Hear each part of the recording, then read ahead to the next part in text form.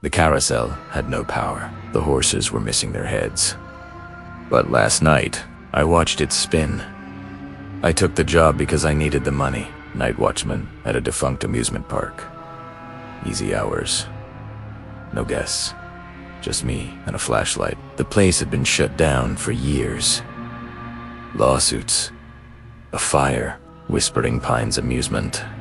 Ironic name. Really, the rides were rusted. The paint peeled. Weeds overtook the walkways.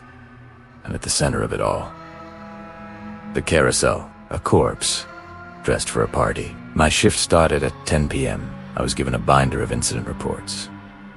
Mostly animal sightings. One note scribbled in the margins. Avoid the carousel after midnight. I asked about it.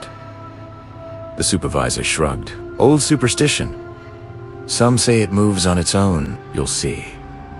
I didn't think much of it. Until I did. Thursday night. The air was heavy, the sky low and bruised. I passed the carousel at 1 a.m. still. The horses were cracked, headless. I shined my light. Nothing moved. Then, a creak. I turned. One of the horses had shifted. Subtle.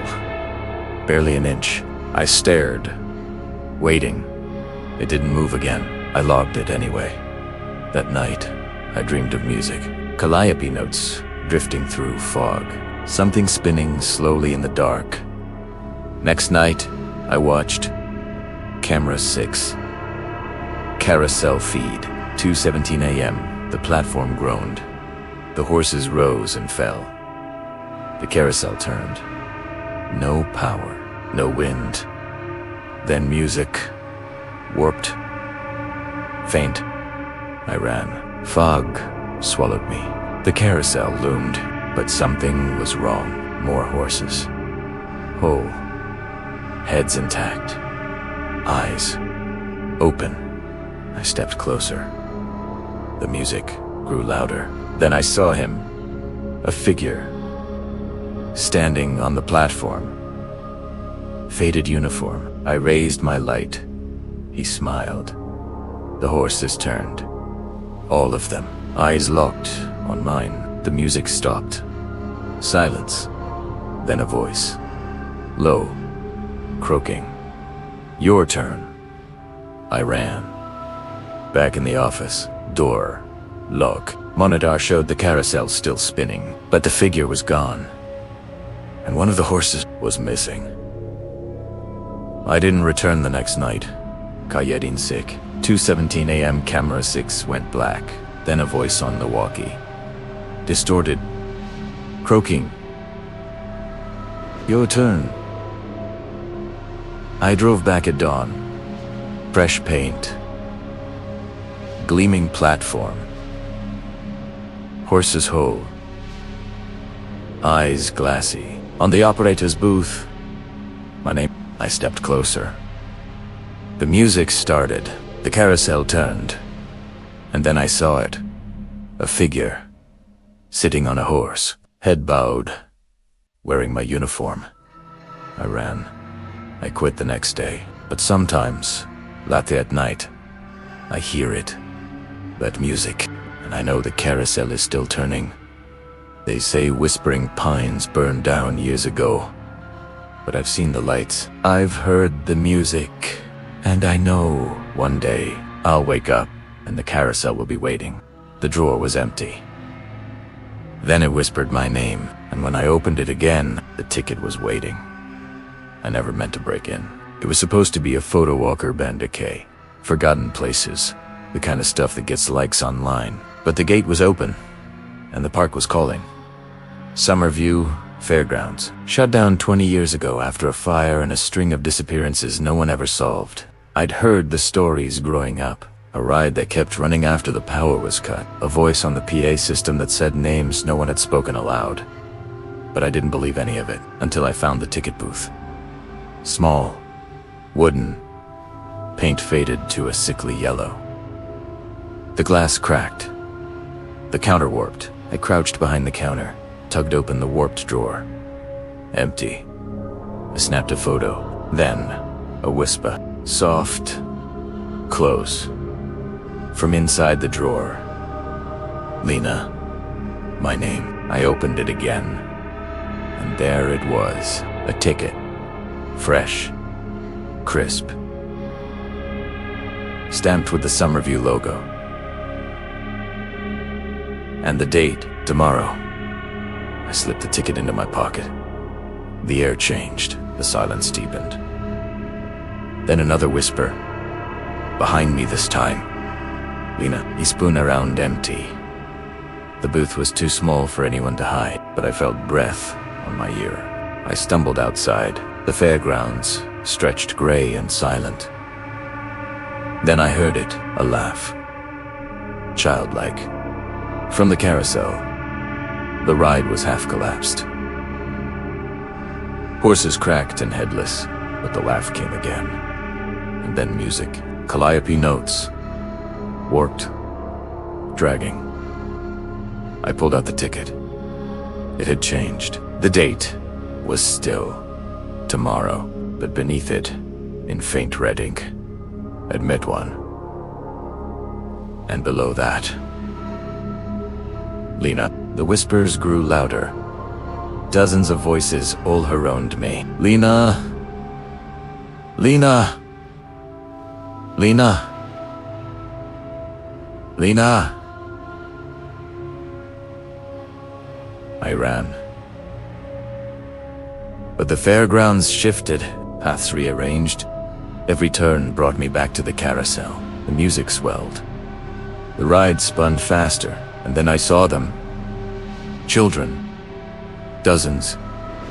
Standing around the carousel. Pale faces, hollow eyes, each holding a ticket. One stepped forward, a little girl, torn dress. Damp hair. She looked at me, and in a voice that wasn't hers, whispered, "It's your turn." The ticket in my hand burned. I dropped it, but it didn't fall. It hovered, glowed faintly, then slid back into my pocket on its own. The children moved closer. The whispers rose into screams.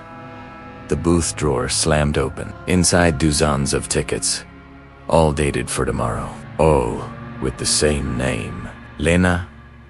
Lena. The drawer slammed shut. The whispers stopped. I bolted.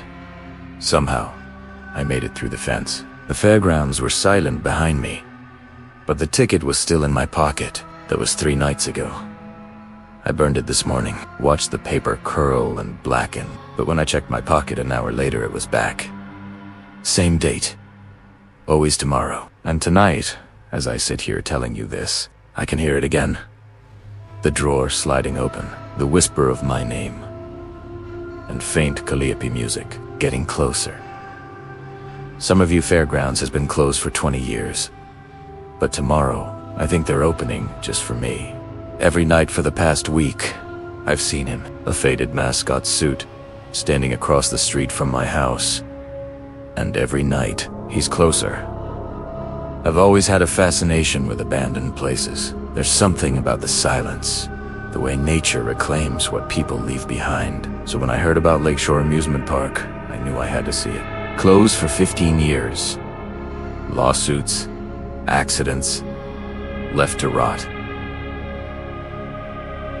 The locals said it was haunted, but they always say that I went alone. Late afternoon, the air smelled of rust and stagnant water, and that's when I saw him. The mascot, a faded bear suit. Once bright yellow, now gray and stained. Oversized head tilted, painted smile cracked wide. He stood in front of the ticket booth, motionless. I raised my camera, snapped a photo. When the flash went off, he was gone. I told myself I imagined it, but that night, when I got home, he was there. Across the street, standing under the streetlight, watching. The second night, he was there again.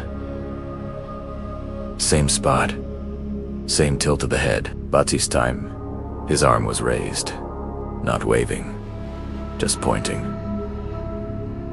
at me. I shut the blinds, didn't sleep. By morning, he was gone. The third night, it was closer. Standing at the edge of my driveway, I sat in my car, staring at him through the windshield. He didn't move, didn't breathe. When I looked back, he was gone. That night, I dreamed of the park. Lights flashing, music blaring, and the mascot waiting at the ticket booth, holding something out. To me, a ticket, stamped with tomorrow's date. I woke up gasping, and on my kitchen counter, the ticket was waiting. Crisp, fresh, same day tomorrow. I tried to throw it away. It came back, in my pocket, on my nightstand, under my pillow. Always the same date. Always tomorrow. That night, I peeked through the blinds.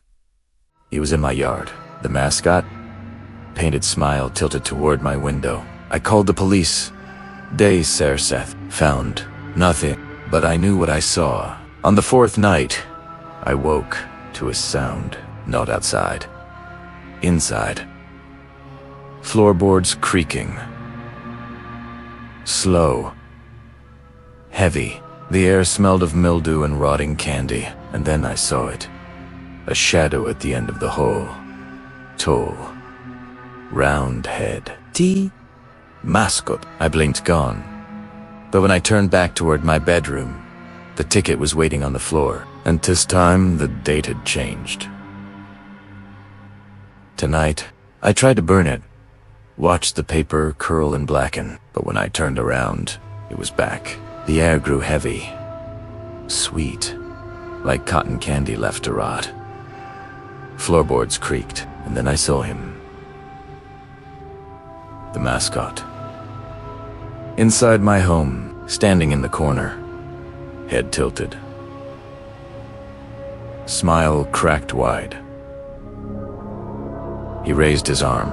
In his hand, a ticket, identical to mine. I ran out the back door into the night. When I finally looked back, he was there at the end of the street, watching. That was 3 nights ago. I've been moving from motel to motel, but it doesn't matter. Wherever I go, he finds me. Always across the street, always closer. And every morning, when Primerawa kept the ticket is waiting. Same words. Admit one. Tonight, I don't know what happens when the ticket finally runs out of tomorrows. But tonight, as I sit here telling you this, he's not across the street anymore. He's at the window.